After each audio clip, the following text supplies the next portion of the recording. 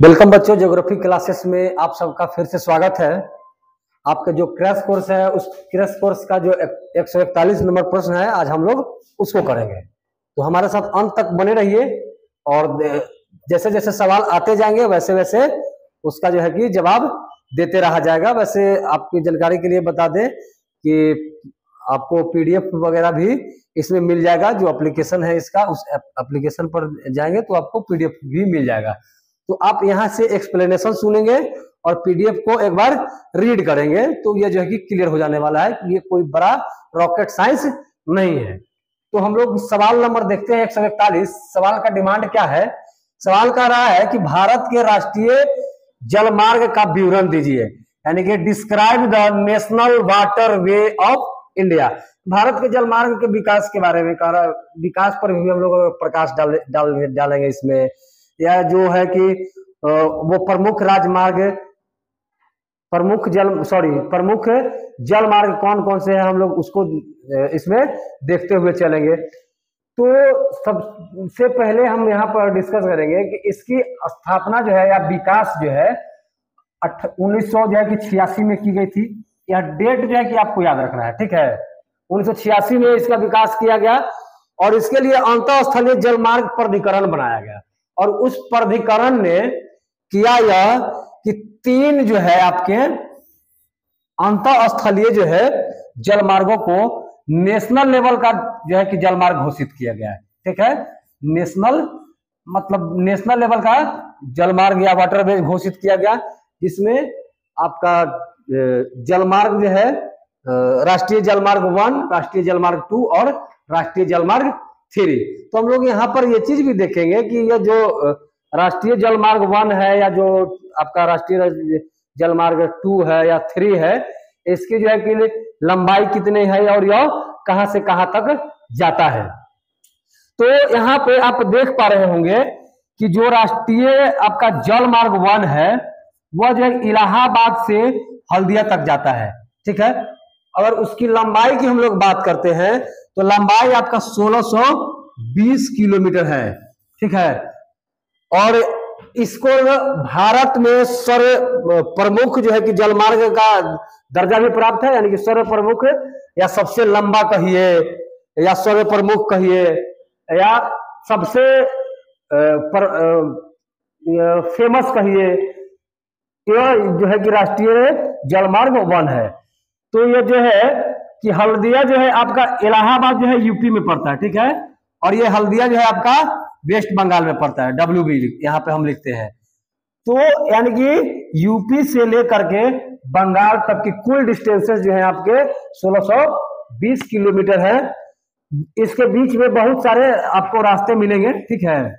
जैसे आपका फरक्का हो गया, जैसे मान लीजिए कि अगर हल्दिया से स्टार्ट करते हैं तो ये हल्दिया हो गया, तो बीच में आपका फरक्का आ गया। फरक्का से फिर आपका एक फेमस सिटी का नाम सुने हैं पटना भी आ गया। और इसी तरीके से वो आगे की ओर बढ़ते हुए इलाहाबाद तक, ठीक है, इलाहाबाद तक यह सफर तय करता है, ठीक। अब उसी तरीका से हम लोग देखेंगे कि जो आपका राष्ट्रीय जलमार्ग 2 है, ठीक है। तो राष्ट्रीय जलमार्ग 2 जो है कि सदिया से धुबरी तक जाता है, जिसकी कुल लंबाई 891 किलोमीटर लंबा है, ठीक है। और यह ब्रह्मपुत्र नदी पर है, ठीक है। ब्रह्मपुत्र नदी पर विकसित किया गया है और इसका प्रयोग जो है ना भारत और बांग्लादेश जो है कि साझेदारी रूप से करते हैं। या भारत के भी प्रयोग में आता है और यह बांग्लादेश के भी प्रयोग में आता है। तो यह एक सवाल यहाँ से जेनरेट हो सकता है, ऑब्जेक्टिव सवाल, कि जो आपके कौन से राष्ट्रीय जलमार्ग हैं, निम्नलिखित में कौन से राष्ट्रीय जलमार्ग हैं जिसका उपयोग जो है कि बांग्लादेश भी करता है, ठीक है। ये सवाल इस तरीका से इसमें हो सकते हैं। तो इस बात को ध्यान में रखना है। अब इसी श्रेणी में हम लोग बढ़ेंगे तो एक है आपका राष्ट्रीय जलमार्ग जो है आपका 3 है। तो ये जो है कि कोट्टापुरम से कोल्लम तक जाता है, जिसकी लंबाई की अगर हम लोग बात करते हैं तो 168 किलोमीटर लंबाई है, या 168 किलोमीटर तक इसका विस्तार देखने के लिए मिलता है।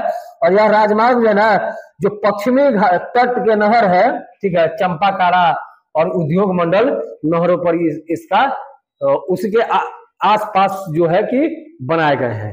तो यह हमने देखा कि भारत के जो राष्ट्रीय जलमार्ग हैं वह किस तरीका से है और वह कौन कौन से जलमार्ग हैं जो सर्व प्रमुख की कैटेगरी में आते हैं, किसका जो है कि विस्तार कहां से कहां तक जाता है। तो आप इसका स्क्रीनशॉट भी रख सकते हैं और आपको पीडीएफ भी मिल ही जाएगा, तो ज्यादा टेंशन लेने की आवश्यकता नहीं है। अब हम लोग अगले सवाल की ओर रुख करते हैं, तो देखते हैं कि अगला सवाल का क्या रहा है, अगला सवाल का क्या डिमांड है। चलिए आगे देखते हैं।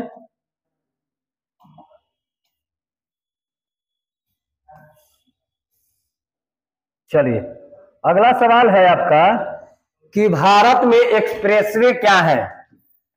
ठीक है, भारत में एक्सप्रेसवे क्या है। तो देखिए एक्सप्रेसवे के बारे में बात हम लोग करते हैं तो एक चीज और इसके साथ साथ समानांतर समझने का प्रयास करेंगे। ठीक है, आप एक और नाम सुने होंगे, एक सबवे भी नाम सुने होंगे, एक एक्सप्रेसवे आप सुन रहे हैं, एक आप हाईवे सुन रहे होंगे।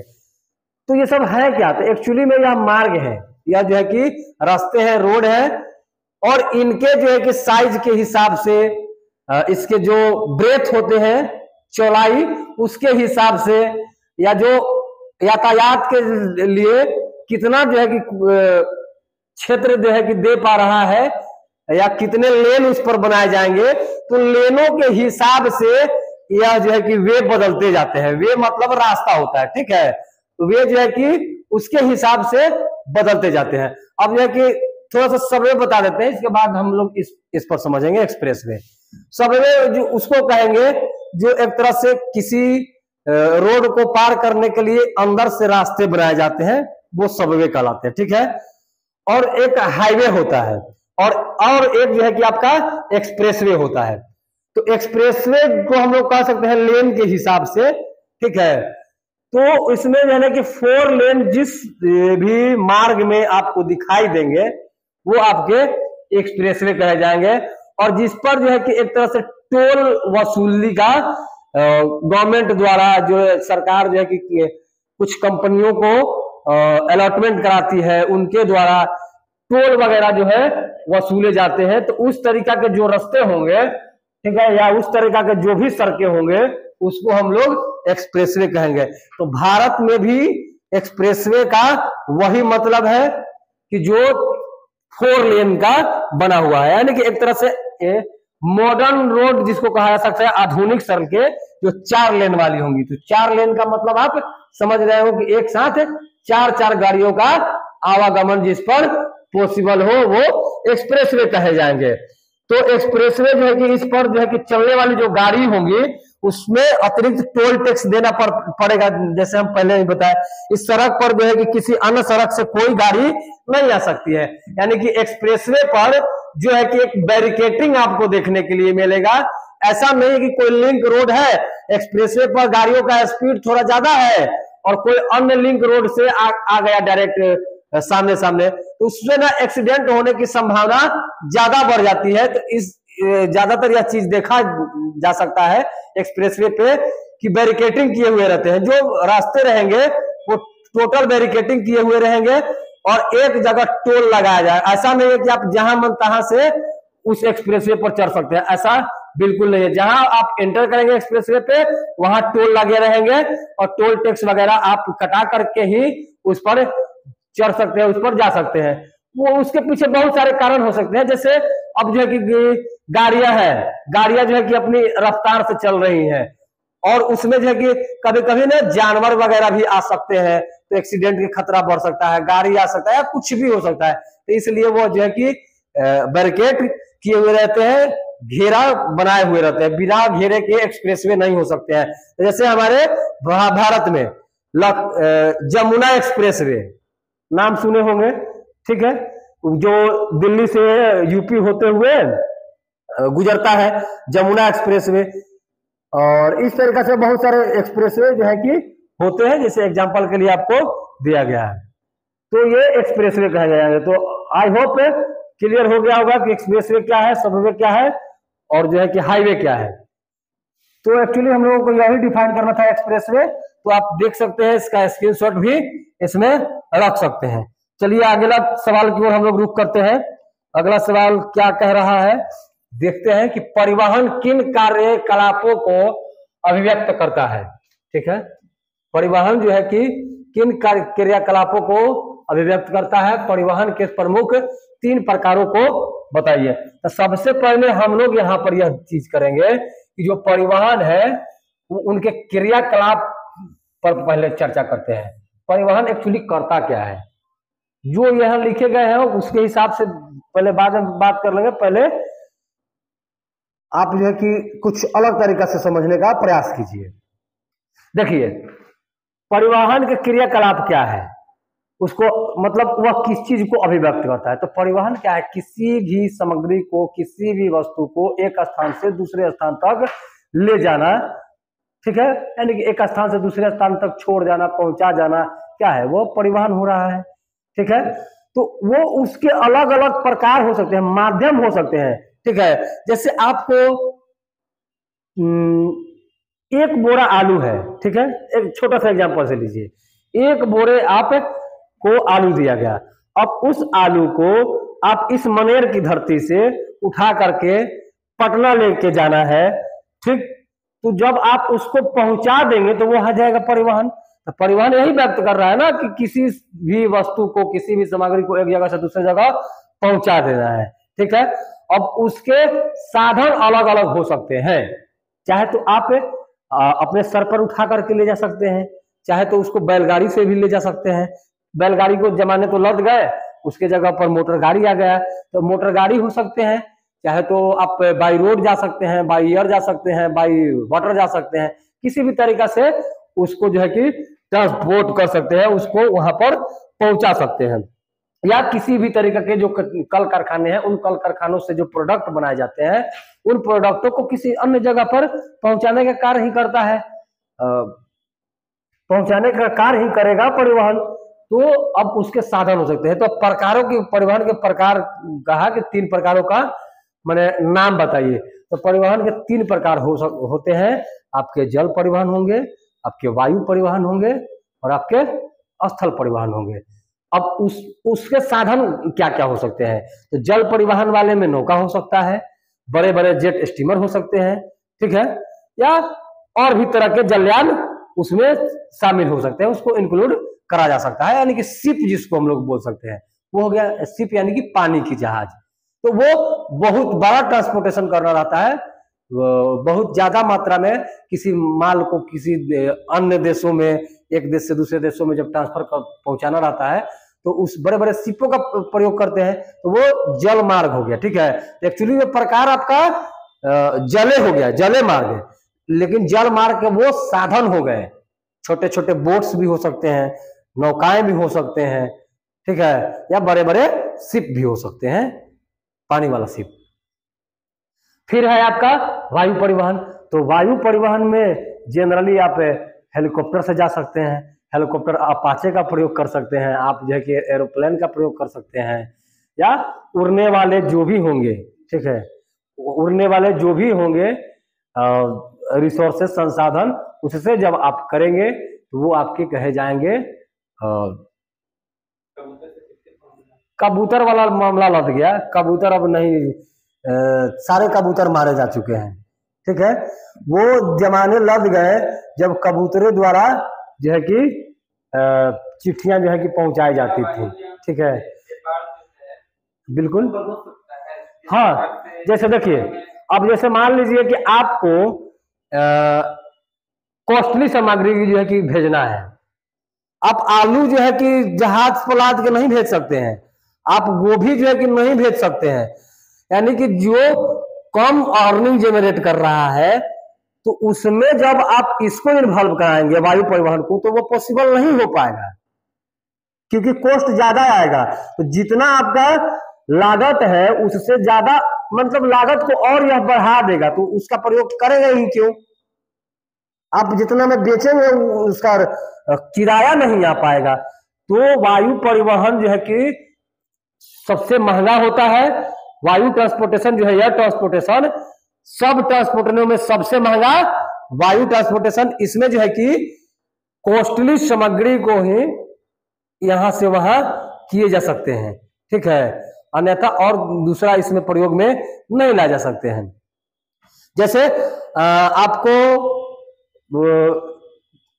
कोई है कि कुरियर वगैरह हो गया, एग्जाम्पल के तौर पर समझिए कि कुरियर मंगा रहे हैं, तो कुरियर जो है कि आपके जो है कि चचेरे मौसेरे फुफेरे जो भी हैं भाई, वो रहते हैं कहाँ पे, दुबई रहते हैं, सिंगापुर रहते हैं, ब्रिटेन रहते हैं, कहीं पर भी रहते हैं, ठीक है।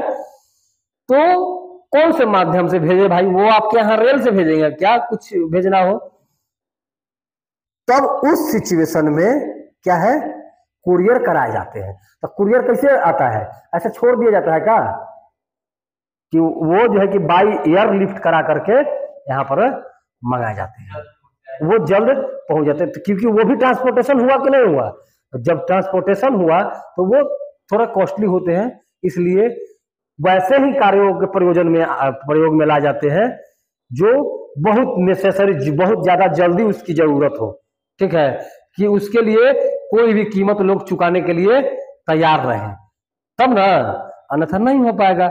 अब जो है कि ये ट्रांसपोर्टेशन का काम कर रहा है, हवाई जहाजों के माध्यम से आप किसी दूसरे देश में जा रहे हैं, ठीक है, तो आप जल्दी जा रहे हैं, लोग उसका कीमत चुका पा रहे हैं तब ना जा रहे हैं, लोग जो है कि कीमत उसका चुका रहे हैं, छोड़ दीजिए ना, तो कीमत अगर चुका पाएंगे तो होगा, नहीं चुका पाएंगे तो नहीं होगा, जाहिर सी बातें हैं।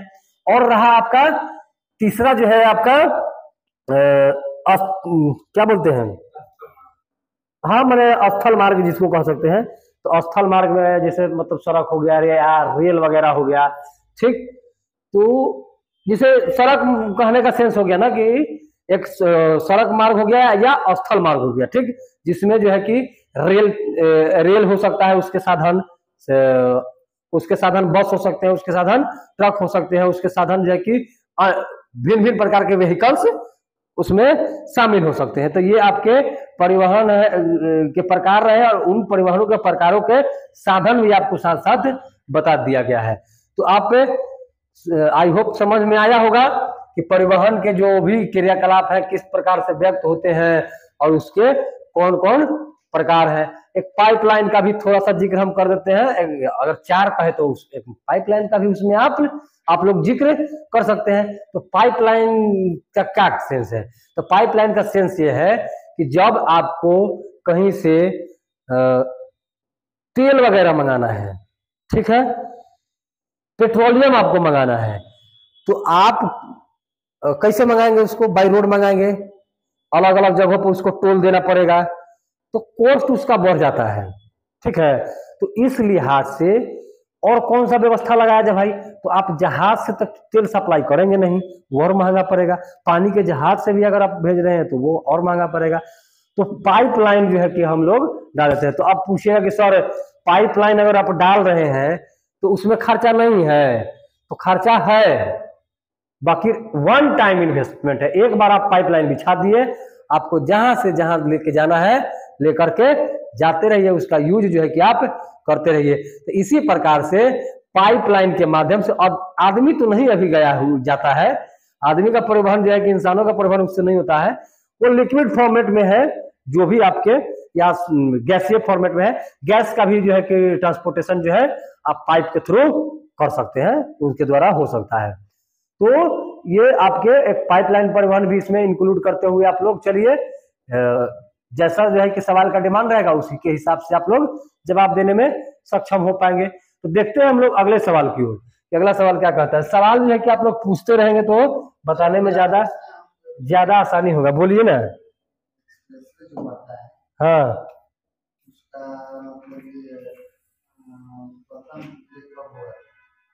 क्या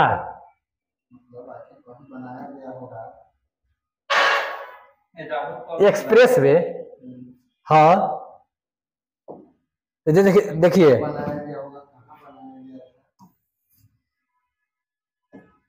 जो विकसित कंट्री है, ठीक है ना, ठीक, जहां से औद्योगिकरण की शुरुआत मानी जाती है, ठीक, जैसे जैसे इंडस्ट्रियलाइजेशन बढ़ा इंडस्ट्रियलाइजेशन बढ़ा वैसे वैसे सड़कों के डिमांड भी बढ़े हैं। तो जाहिर सी बातें हैं कि यह इसकी शुरुआत जो है कि वहीं से हुआ होगा। मान लीजिए कि आपको जब जरूरत किसी चीज का रहेगा ही नहीं तो आप उसका उस पर ध्यान देंगे भी नहीं। तो आप यह भी सुने होंगे कि आवश्यकता ही आविष्कार की जननी होती है। आवश्यकता पड़ा तो जैसे आप उसका इनोवेशन कर लिए। जैसे भारत में जो भी आपका नेशनल हाईवे है एनएच, समझते हैं ना एनएच, तो जो भी आप एनएच देख रहे हैं भारत में, उस एनएच में यानी कि जो नेशनल हाईवे है, नेशनल हाईवे की बनाया कौन? तो शेरशाह सूरी के नाम सुने हैं ना? शेरशाह सूरी बनाया था। ठीक, शेरशाह सूरी लिख देते हैं ना तो शेर मिस्टेक हो जाएगा। ठीक है, शेरशाह जो है सूरी द्वारा स्थापित किया था, जिसको हम लोग ना ग्रैंड ट्रैक या जीटी रोड जो है कि भी कहते हैं, यानी कि इसको जीटी रोड कह सकते हैं। जो भी है ग्रैंड ट्रैक रोड, उसकी शुरुआत जो है कि उस समय उसके द्वारा किया गया था। यह जो है कि या अगर ट्रांसपोर्टेशन की और बातें करते हैं तो भारत में रेलवे की शुरुआत भी देखने के लिए मिल रहा होगा। तो रेल काहे बनाया गया, ये चीज भी तो ध्यान में रखना। ये ट्रांसपोर्टेशन को बढ़ाने के लिए ही आपके विस्तार सड़कें बनाए गए, रेल बनाए गए और भी तरह के व्हीकल्स बनाए गए। चलिए यहाँ से विषय अंदर नहीं बोला, मेन सवाल पर हम लोग आते हैं। अगला सवाल हम लोगों से डिमांड जो करेगा उसके हिसाब से हम लोग जवाब देने का प्रयास करेंगे। भारत के 4 मध्यकालीन शहरों के नाम लिखिए। तो बहुत सवाल देखिए मतलब इजी है। तो भारत के 4 मध्यकालीन शहर जो है, मध्यकालीन शहर जो है कहने का सेंस क्या है, ये चीजें समझ में आ जाएंगी तो आप खुद ब खुद इसका आंसर देने में सक्षम हो जाएंगे। तो मध्यकालीन उसको कहते हैं, जैसे आप हिस्ट्री पढ़िएगा तो हिस्ट्री में पढ़ेगा प्राचीन, ठीक है, मध्यकालीन और आधुनिक, 3 गो हिस्ट्री पढ़ने के लिए मिलता है। तो आधुनिक जो है कि यानी कि जो अभी नया वाला हम लोग जो पढ़ रहे हैं वो आपके आधुनिक हो जाते हैं। प्राचीन जो होते हैं, जो ईसा पूर्व वाले आते हैं, वो हो जाते हैं। और जो है कि मध्यकालीन कौन, इसके जो बीच में आते हैं वो मध्यकालीन हो जाते हैं। तो उन्हीं शहरों के बारे में पूछा जा रहा है कि मध्यकालीन। तो आप को अगर हिस्ट्री पता है, देखिए हिस्ट्री को ज्योग्राफी से भी कनेक्ट करा जा सकता है। हम बार बार इस चीज को जिक्र करते हैं कि आप लोग समझिए कि कोई भी सब्जेक्ट जो है कि अलग अलग नहीं है, एक दूसरे को अगर ध्यान से अगर पढ़िएगा तो एक दूसरे में संबंधता पाइएगा, कहीं ना कहीं से वो आपस में कनेक्ट करते हैं, रिलेट जो है कि होता है। ठीक है, तो मध्यकालीन समय में जैसे मध्यकालीन भारत जब पढ़िएगा इतिहास तो आप उसमें पढ़ पाइएगा कि जिसके फॉर्मेशन की बात कही जा रही है कि दिल्ली शहर की स्थापना, या हैदराबाद हो गया, लखनऊ हो गया, आगरा हो गया। तो आपको तो बोर्ड पर ये दिखाई दे रहे हैं जो आपके मध्यकालीन शहर है। इसके अलावा क्या और जो है शहर है वो मध्यकालीन शहर नहीं है? तो बिल्कुल है। आप जौनपुर के नाम सुने होंगे, आपका मध्यकालीन शहर है। आप जो है कि हैदराबाद सुने होंगे। अच्छा हैदराबाद इसमें है भी। तो उसके सरीखे यानी कि जो भी शहरों का निर्माण हुआ उन शहरों को हम लोग आधुनिक शहर कह सकते हैं या आधुनिक नगर कह सकते हैं। इसमें कोई अतिशयोक्ति नहीं होगी। आप इलाहाबाद को भी नहीं, इलाहाबाद तो प्राचीन आ जाता है। ठीक है, वो इलाहाबाद का जो संगम है वो सब आपका प्राचीन आ जाता है। पटना शहर जो है कि आपका प्राचीन की कैटेगरी में आता है। ये शहरों के अलग अलग प्रकार होते हैं। तो एक चीज और बताते चले यहाँ पे, जो शहरों के अलग अलग प्रकार होने के जो है उनके अलग अलग बेसिस पे होते हैं, आधार बनाए जाते हैं।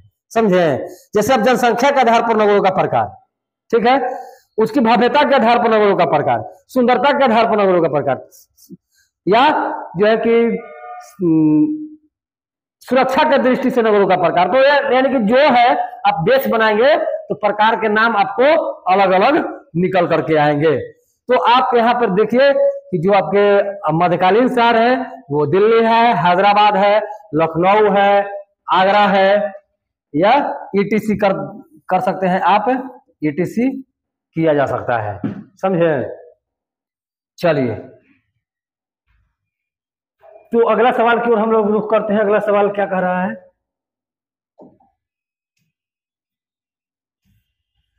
कि मेट्रो रेलवे क्या है।